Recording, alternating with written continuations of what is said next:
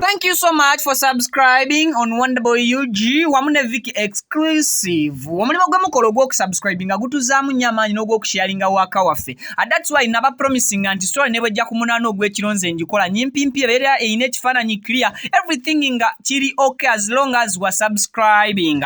Okay. Omukolo gwa mwana muwala Naziwa ogubadde gutambula ku social media. Aviki nengamba research tamala alinda ko okugwogerako. Omukolo guno no gwabadde gubinda bindira wali eri mu kibuga ekye Dubai, that is UAE, era nze nengamba story no njiraba nene ate story ya amanyi naye nensoka ndeka abalala ne bagitomera buli omu n'agikuba mu ngeri ye nengamba ekiseera kyekyo ndooza nze mumanyi nze omu ku bantu abasembayo okuleeta okola story naye ate nze asinga okuba ne info emala. Kati mwana muwala oyo Naziwa ng'agenda ayagalana ne mwana munne era nga basalawo bambi mu Dubai mwennyini ne bakuba ekidaala kye bakubye bangi babogeredde ebintu bingi, especially aba tiktokers naye mu bibozibozi abangi be bakubye abamu nga bagamba tojja kufumba oli kamalaya bannange kansooke ntereeze mu si buli mwana muwala asula asiiba oba akolera mu kibuga ekye Dubai nti malaya.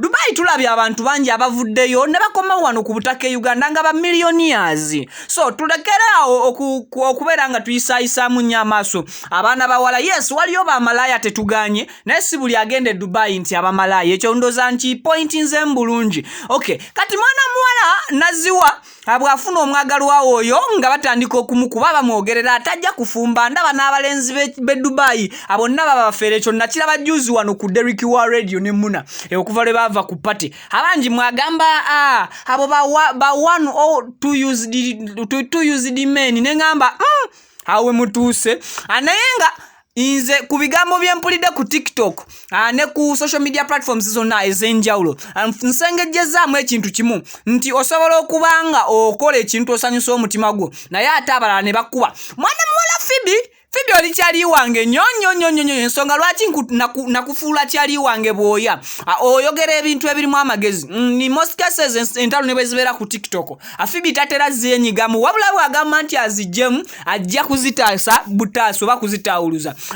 Fibi olunaku olwaliro naye kyavuddeyo n'akola akatambi ako kolaba kamwana muwala Fibi ng'agezaako okubeera nga abuulirira n'okubanga akomako ba tiktokers bonna abadde bagenze maaso n'okubanga balinyirira eddembe ly'obufumbo bw'omwana ono eyagenze maaso n'okubanga ayagala okusanyuka ne mwana munne ne bakifuula official. Bannange abantu bavaayo ne bakifuula official temubalaba bubi, instead of obalaba bubi tubasanyukirengako. Nabiraba juzi wano ku Remi ne mbiraba obufumbo bungi bwe tuzze tulaba ennaku zino naye nga mubwogerera mafuukule. Viki wamwe tagenda kwogera bingi okujjako obuteerabira bajjukiza Ajati Kaloddo asangibwa wali eri mu Wakiso era ng'ono akusomera busomeziddwa anobeera nga otereera ebizibu by'oyagala kugobera ku bya visa passport onoonya butuuzi onoonya nzalo zaabula oyagala bufumbo oba mwagalwawo just gw'owulira nga tonnazuula.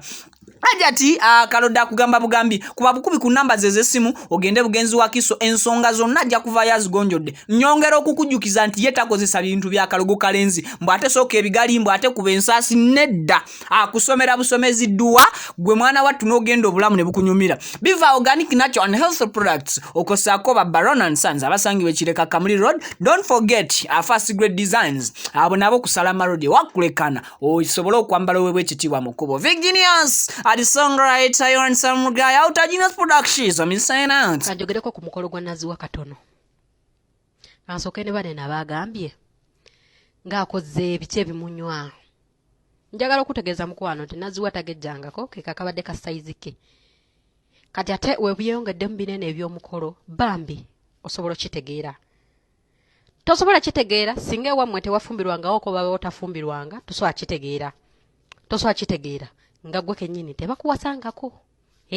Kati buli omu yenna ali mu kiti ky'okucekera tebakuwasangako tomanyi kiki ky'oba oyitamu kuba se tezisobola obbeerawo naye ng'ogamba binaabaayo tebiibeeyo ng'oli awo mulimu bweraliikirivu oluusi nga weesunze ennyo n'emmere ekulemye okulya okitegeera.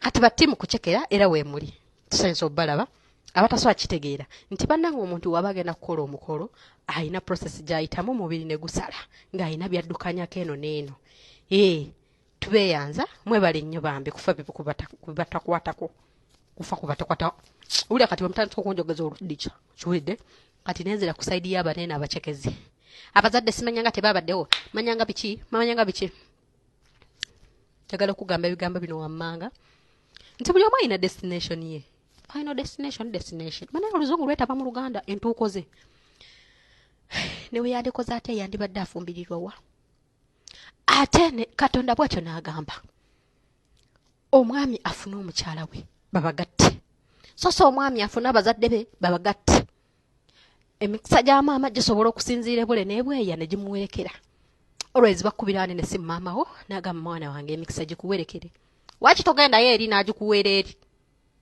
kiwulidde temusobola kitegeera temuli kitegeera oba onfuna batimu kunyolwa emikisa gya maama tegibaddeeko kyokka gwayogera maama wo bba otamumanyi weewagula Katonda takumanyi ne maama wo tamanyi bbaawo kitegeera naye bano at least babagasse ekya Katonda bakituukiriza igwe tatuukirizaako yadde kya maama wo kulaba bbaawo yadde kya Katonda okumanya nti nno muli bagatte kubanga empeta kasiteyingira waneno eyo covenant tebagi breaking it's upon God and you too you get it you can buli yenna ali eyo okujja okwegulira akuuma kuba kaakati nze sindise ssente zange olwaleero era akuuma kaakano kantuuseeko nkafunye okuva mu Baronald Sons ekireka Kamuli Road neera nze natandika okwenogera ssente n'olw'ensonga eyo bakyala bannange mwenna abali eyo